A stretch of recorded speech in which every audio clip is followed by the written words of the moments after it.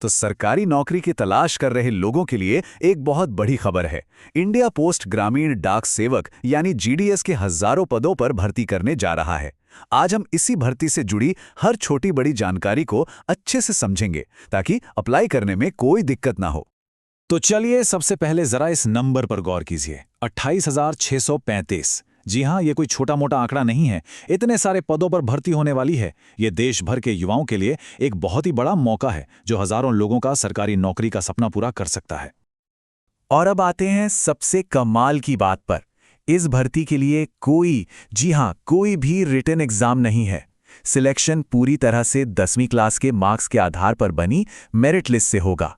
ये उन लोगों के लिए एक सुनहरा मौका है जो परीक्षाओं की लंबी चौड़ी तैयारी से बचना चाहते हैं। तो अब सवाल ये आता है कि जीडीएस में आखिर काम क्या करना होता है। इंडिया पोस्ट ने इसमें मुख्य रूप से 3 तरह के रोल निकाले हैं। चलिए एक एक करके समझते हैं। तो ये रहे वो 3 पद और उनकी जिम्मेदारियां बिल्कुल साफ साफ। जो ब्रांच पोस्टमास्टर हैं यानी बीपीएम, वो समझिए ब्रांच के हेड हैं, मैनेजर की तरह। फिर आते हैं असिस्टेंट ब्रांच पोस्टमास्टर यानी एबीपीएम, जो उनकी मदद करते हैं और साथ ही डाक बांटने का काम भी संभालते हैं। और डाक सेवक का मुख्य काम होता है चिट्ठियों को सही पते पर पहुंचाना और पोस्ट ऑफिस के दूसरे कामों में हाथ बटाना। ठीक है, तो पद समझ लिए। अब देखते हैं कि इन पदों के लिए अप्लाई कौन कौन कर सकता है। ये जानना बहुत बहुत जरूरी है कि आप बताई गई शर्तों को पूरा करते हैं या नहीं। तो अब ये सवाल खुद से पूछने का वक्त है। जो जानकारी अब आने वाली है उसे बहुत ध्यान से देखिए और सोचिए कि क्या ये मौका आपके लिए है। तो सबसे पहली और जरूरी शर्त है उम्र। आवेदक की उम्र 18 से 40 साल के बीच होनी चाहिए। फिर आती है पढ़ाई लिखाई। आपको कम से कम 10वीं पास होना होगा। और ध्यान रहे 10वीं में मैथ्स और इंग्लिश सब्जेक्ट जरूर होने चाहिए। इसके अलावा जिस इलाके के लिए अप्लाई कर रहे हैं वहां की लोकल भाषा और बेसिक कंप्यूटर का ज्ञान होना भी जरूरी है। हाँ, और साइकिल चलाना भी आना चाहिए। लेकिन रुकिए, उम्र को लेकर एक अच्छी खबर भी है। सरकारी नियमों के हिसाब से कुछ कैटेगरीज के उम्मीदवारों को ऊपरी आयु सीमा में छूट भी दी गई है। चलिए देखते हैं कि किसे और कितनी छूट मिलेगी। तो ये छूट कितनी है? देखिए, इस स्लाइड पर सब कुछ साफ साफ लिखा है। SC/ST कैटेगरी के लिए पूरे 5 साल, OBC के लिए 3 साल और जो लोग विकलांग हैं उन्हें 10 साल तक की छूट मिलेगी। और अगर कोई विकलांग व्यक्ति OBC या SC/ST कैटेगरी से है तो ये छूट और भी ज्यादा हो जाती है। चलिए अब आते हैं उस सवाल पर जो शायद हर किसी के मन में होता है। सैलरी कितनी मिलेगी और ये नौकरी परमानेंट है या नहीं? तो इसके फाइनेंशियल पहलू को भी समझ लेते हैं। तो यहाँ जीडीएस पदों का सैलरी स्ट्रक्चर दिया गया है। इसे TRCA यानी टाइम रिलेटेड कंटिन्यूटी अलाउंस कहते हैं। जो ब्रांच पोस्ट मास्टर हैं उनके लिए ये पे स्केल 12,000 से लेकर 29,380 रुपए तक जाता है और एबीपीएम व डाक सेवक के लिए ये 10,000 से 24,470 रुपए हर महीने के बीच होता है। अब एक बहुत बहुत ज़रूरी बात पर ध्यान देना होगा।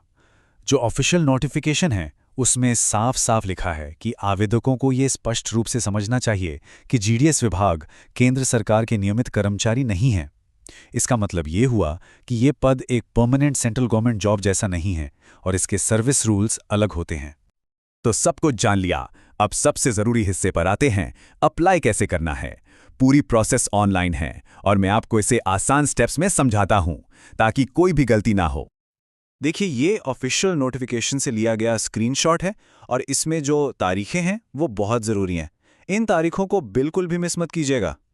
अप्लाई करने का प्रोसेस बहुत ही सिंपल है। सबसे पहला स्टेप, आपको इंडिया पोस्ट के पोर्टल पर जाकर अपना रजिस्ट्रेशन करना है। दूसरा स्टेप है फीस पेमेंट, अगर आप पे लागू होती है तो। और आखिरी स्टेप में आपको लॉगिन करके फॉर्म भरना है। अपनी पसंद के डिवीजन चुनने हैं और फोटो साइन अपलोड करके फॉर्म जमा कर देना है। बस। ये तारीखें बहुत ज़रूरी हैं, इन्हें कहीं लिख लीजिए या स्क्रीनशॉट ले लीजिए। रजिस्ट्रेशन शुरू होगा 31 जनवरी को और चलेगा 14 फरवरी तक। फॉर्म जमा करने की आखिरी तारीख 16 फरवरी है। और हां, अगर फॉर्म में कोई छोटी मोटी गलती हो जाए तो घबराने की जरूरत नहीं।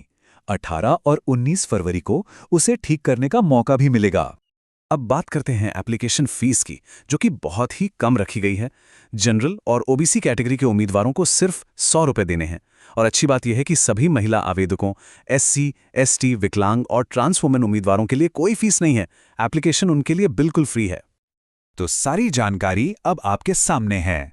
हजारों पद, कोई एग्जाम नहीं और सीधी सादी एप्लीकेशन प्रोसेस। अगर आप एलिजिबल हैं तो ये मौका बिल्कुल मत छोड़िएगा। तो क्या आप इंडिया पोस्ट के साथ अपने करियर में एक नया कदम बढ़ाने के लिए तैयार हैं?